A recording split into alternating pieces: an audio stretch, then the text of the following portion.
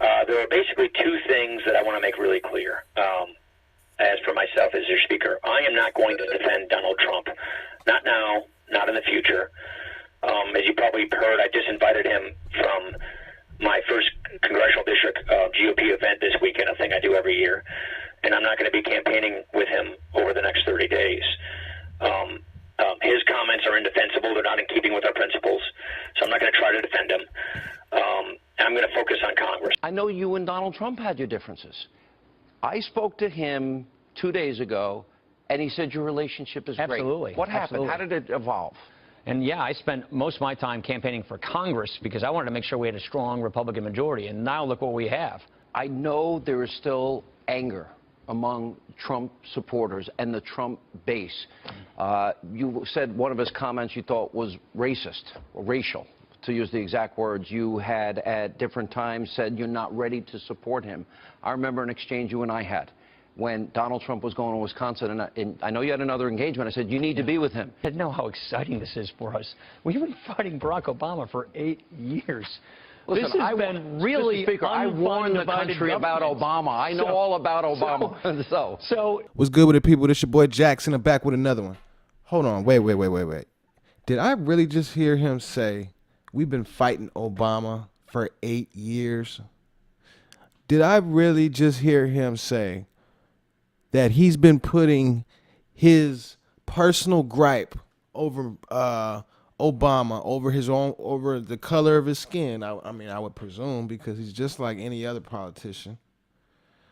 I would presume that he's been fighting him for 8 long years simply because he doesn't like the guy, and none of his constituents like the guy. And he's been putting his personal beef with Obama over American needs and necessity. Did I really just hear him say that, right? I think I did. You know, Paul Ryan is a really, really interesting character. He's worse than a snake. He's lower than a snake. Paul Ryan is ridiculous.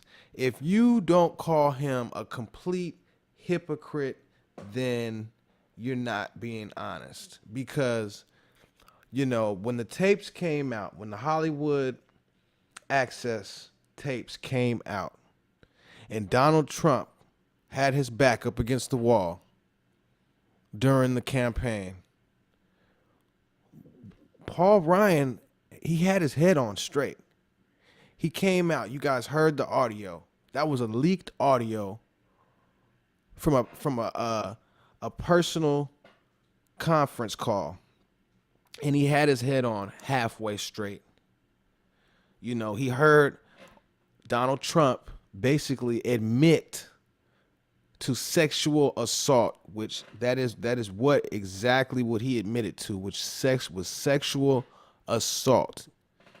He heard Donald Trump admit to that, and he decided that he couldn't stand by him. He decided from that moment that he could not campaign with such a low life person. Now, of course, Paul Ryan is lower than a snake, so, you know, Donald Trump is just a tad bit lower than Paul Ryan. You know, he's just richer. But look, man, he's a hypocrite. The guy went back on his word. Now he's buddy-buddy with Donald Trump. Now he can't get enough of the Trumpster, the big guy. They called Donald Trump the Trumpster.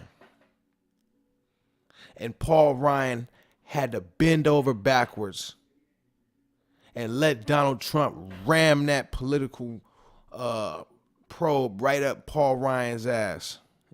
And he took his temperature. He rammed that thermometer right up his ass, and he took his temperature, and he said, you know what, Paul?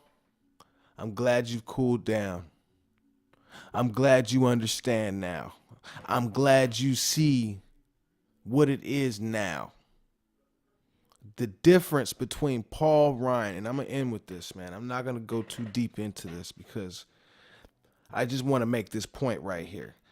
The difference between Paul Ryan before Donald Trump won presidency and after is like night and day. This your boy Jax. Hey man, if you like my video, subscribe, give me a thumbs up, comment, and please come back again, man. I got more for you. All right, peace.